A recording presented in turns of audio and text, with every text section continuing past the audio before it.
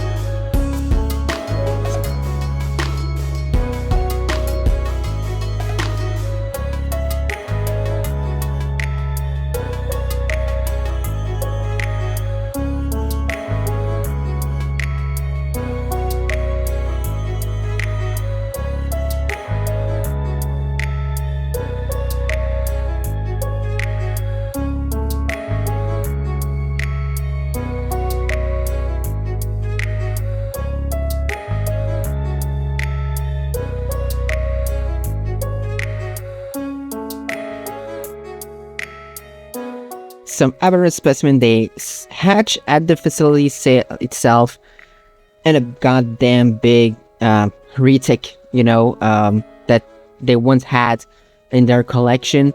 It's a very goddamn long snake, if you ask me. So yeah, next very interesting part is this outside enclosure. I have a couple outside enclosure and also inside enclosure for the snakes. Not only snakes, but mostly snakes.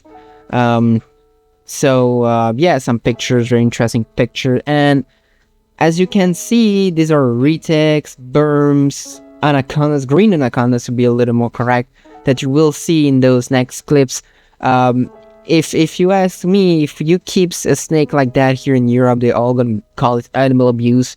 Now it's something normal in Asian country if you watch a little bit of content from there to see such cages, because this is how they keep it, you know. And I think it's pretty. It's the snakes don't look that miserable. That alligator itself doesn't look miserable, and that goddamn long shed either. Given by a breeder, that shed is almost 7.50 meters. It's goddamn long, you can imagine. Food or friends, we don't really know. They were there a lot, and tortoises is also wandering around in their enclosure, outdoor enclosure. It's cool to see. Now for the indoor part, another indoor part is that Python bronchosmi, and a goddamn shed again, you know. Again, it was given by a breeder local to them. It's again a very goddamn long shed. That's a green anaconda shed, if I remember correctly. And we have that gaboon viper. There is a whole part of venomous snakes that you will see.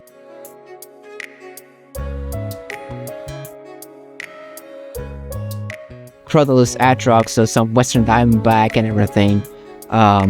Yeah.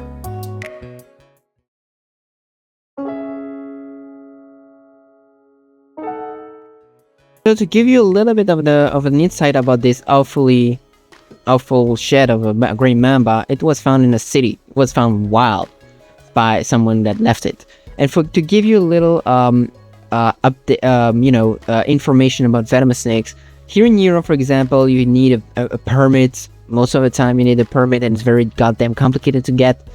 But in Japan, it's even more complicated than that.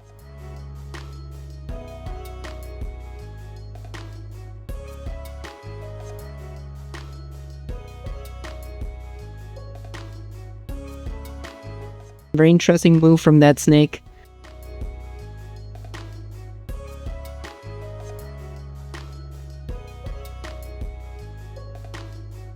As you can see, always carpet pythons when I go somewhere. Brell's python this time. Amazing. That king cobra was not having it, so we just didn't see it at all. It was a little of a bummer because I wanted to see it, but he was there chilling in his hide with a black mamba next to it that was wandering around and, I don't know, like, was glass surfing a lot.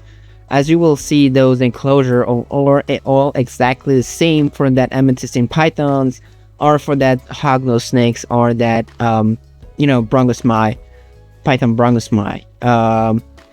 These are enclosure, I would say, it's not what we would do for enclosure in Europe or in the US, but I mean, if you look at how it's kept there, it's pretty much okay, I think, to say how they are. It's very interesting to see how they keep them. They will leaves and that and everything. Yeah, this was maybe the highlight of this part, that Protobotrops, because it was there, was up there, it was active and everything. You know, very interesting snakes. I mean, maybe one of the most beautiful snake we saw. Next to that little one, very interesting too.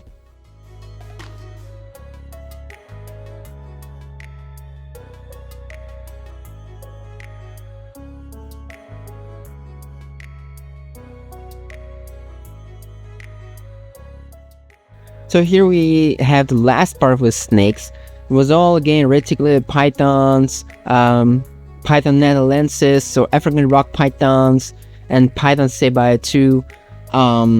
They were fed. It was feeding day for them, so they were fed. The albino retix was also amazingly looking, and we also have that a little afterwards. You will see that Lucy was also amazing looking. Very interesting to see. I mean, they feed them a little like us. You know, I wouldn't have thought somewhere something else. Just these anacondas were fed like four. They were having 5 or 6 anacondas in that cage, and they were all fed at the same time, the same shit. Some were and ended and some not. So, but yeah, very interesting part again. And to end up, we have something. As you can see, there is a whole thing that you go straight up by those traps there, and you find a statue. Very interesting statue here. So guys, that was the Japan Snake Center, guys. It is an amazing stuff, you know. It's not what we are used to, you know, as European or American guys, but it's very, very interesting to see how they do here, you know, in kind of reptarium type of stuff, you know, even if it's first an institute to study reptiles and snakes more in particular here, you know. So I hope you enjoyed. Don't forget to like, subscribe, comment, and share, and I hope to see you. Oh yeah, don't forget to support USARK, responsible reptile keeping, and I hope to see you in the next one. Let's go.